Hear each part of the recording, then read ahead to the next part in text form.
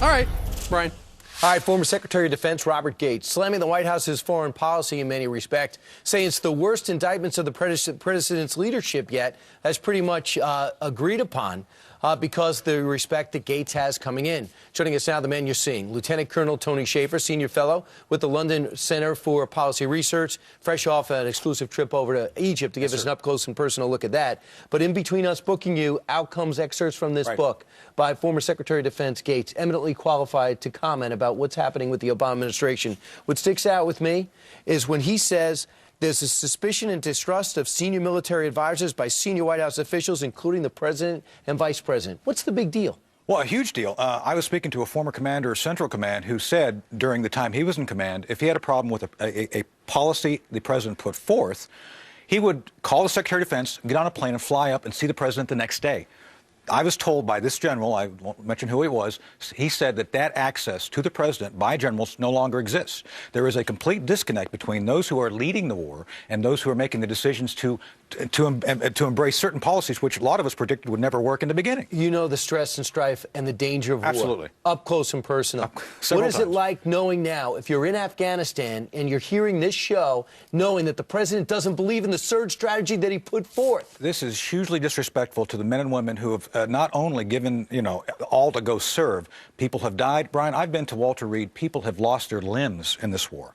And those people are scarred for life. And it is an indictment to me to think that there is such a cavalier attitude about how we deploy forces globally, or in essence then knowing full well that they make political decisions on national security issues, knowing that people are going to die, and they really just don't care. And that's a sad state of affairs. You were against the war in Iraq. I was. But the surge worked. It did. And that was a place in Ramadi and Fallujah that was effective because the people of Iraq stood up and fought with us and took their country back. Absolutely. Was it irresponsible the way we left? The decision to leave, Brian, was a political decision, not one based on strategy or the reality the intelligence was telling us. We knew that if we left, it would be like pulling control rods out of a nuclear reactor. It would go wild. That's what we're seeing here. We're seeing al-Qaeda.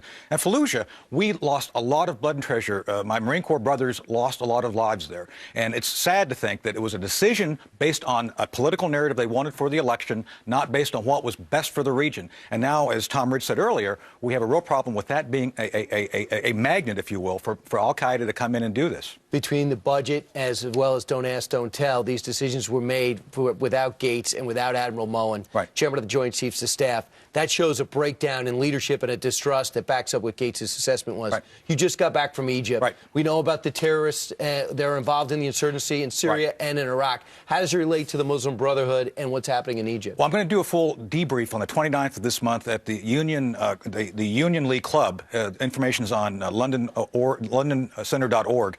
And I'm going to talk about everything I saw. I met with the chief of their intelligence. And, Brian, it's bad. As much as I think we don't want to talk about the Muslim Brotherhood in a bad way, they are now becoming a terrorist organization. They've been designated by the Egyptians a terrorist organization. And they are doing everything they can to destabilize what right now looks to be a process of moving that whole nation to a democratic Republican system of government. They have elections mid-month. You like where they're heading? I do. They're doing a referendum on their new constitution. They're coming up with parliamentary and presidential elections over the next 6 months.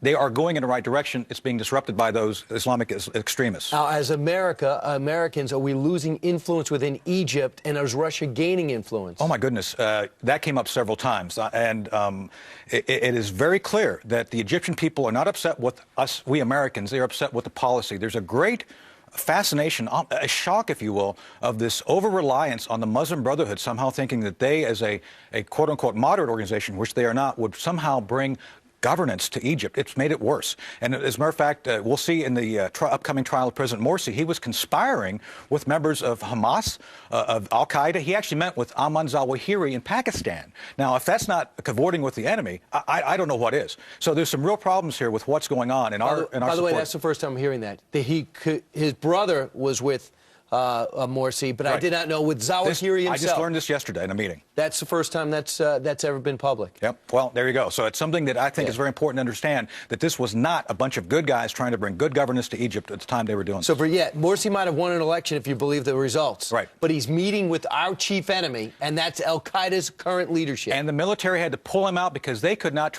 meet the treaty obligations with the Israelis based on what they were told to do, what Congress told them to do. And they had to choose between Morsi and doing what they were asked to do to protect the Egyptian people. Lieutenant, and there was millions in the street. Right. Lieutenant Colonel Tony Shaffer, thanks so much for coming out here with your exclusive report. Hey, thank you. All right.